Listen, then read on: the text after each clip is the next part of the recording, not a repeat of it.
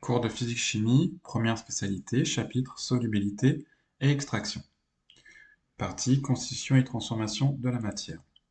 Au sommaire de ce chapitre, 1. Miscibilité de liquide, 2. Solubilité d'une espèce chimique dans un solvant, 3. Méthode d'extraction liquide-liquide.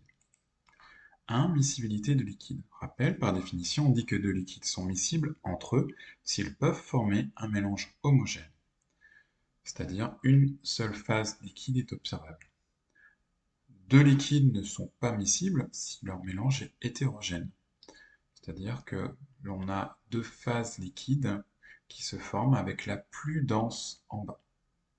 Au niveau microscopique, cela signifie que les molécules des deux liquides se dispersent les unes parmi les autres. Les molécules du premier liquide se dispersent parmi les molécules du deuxième liquide et réciproquement lorsque l'on a un mélange homogène formé par deux liquides miscibles. Pour que ce brassage de molécules soit possible, il doit exister des interactions intermoléculaires attractives d'une intensité comparable au sein du premier liquide et du deuxième.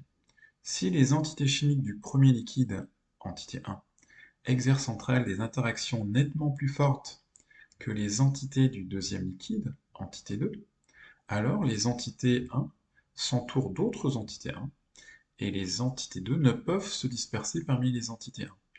Il se forme deux phases distinctes qui constituent un mélange hétérogène.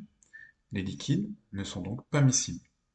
Si au contraire les entités chimiques des deux liquides exercent entre elles des interactions d'une intensité comparable, alors elles attireront vers elles indifféremment les entités du premier ou du deuxième liquide. Il ne se forme qu'une seule phase où se mêlent les différentes sortes de molécules. Les deux liquides sont miscibles. Par conséquent, pour que deux liquides soient miscibles, ils doivent être constitués d'espèces chimiques dont la polarité est comparable. Des liquides constitués de molécules polaires ne sont miscibles qu'avec des liquides constitués aussi de molécules polaires, et des liquides constitués de molécules apolaires ne sont miscibles qu'avec des liquides constitués de molécules apolaires ou très peu polaires. Par exemple, l'eau polaire est miscible avec l'éthanol, qui est également polaire. Petite erreur dans le texte. Des liquides composés de molécules polaires ne sont pas miscibles avec des liquides constitués de molécules apolaires. Par exemple, l'eau polaire n'est pas miscible avec le cyclohexane apolaire. Donc en résumé, un liquide polaire est miscible avec un autre liquide polaire. Un liquide apolaire est miscible avec un autre liquide apolaire ou très peu polaire éventuellement. Et un liquide polaire et un liquide apolaire ne sont pas miscibles. 2. Solubilité d'une espèce chimique dans un solvant. Le mécanisme de dissolution d'un solide ionique dans de l'eau a déjà été décrit dans le chapitre précédent. D'une manière générale, la dissolution d'un solide ionique ou moléculaire se réalise en deux étapes. Tout d'abord, les entités chimiques du solide se séparent de leur voisine sous l'effet du liquide, c'est la dissociation. Et ensuite, les entités chimiques libérées par le solide se dispersent parmi les molécules du liquide et s'entourent de ces dernières.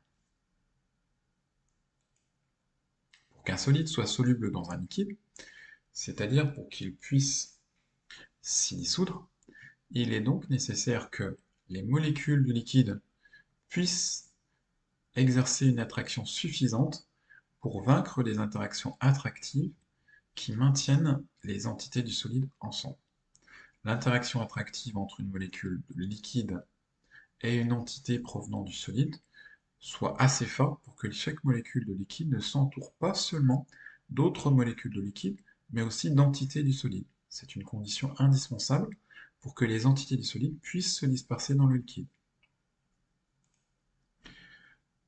De ces contraintes, il résulte que, tout d'abord, les solides ioniques et polaires peuvent être solubles dans les liquides polaires. En général, la solubilité augmente avec la polarité du solvant, et il en résulte également que les solides apolaires peuvent être solubles dans les liquides apolaire ou très peu polaire. 3. Méthode d'extraction liquide-liquide. Cette méthode est aussi appelée méthode d'extraction par solvant. Elle permet d'extraire une espèce chimique d'une solution en exploitant sa différence de solubilité dans différents solvants. Pour qu'une extraction liquide-liquide soit possible, il faut choisir un solvant vérifiant deux critères. Il doit être non miscible avec le solvant de la solution initiale, et la solubilité de l'espèce chimique à extraire doit y être supérieure à celle du solvant de la solution initiale. L'extraction liquide-liquide se fait dans une ampoule à décanter. On y mélange la solution et le solvant extracteur. L'agitation permet de mettre en contact la solution avec le solvant. L'espèce chimique à extraire va passer en grande partie dans ce nouveau solvant, où elle est davantage soluble. Donc fin de ce cours, n'hésitez pas à poser vos questions en commentaire.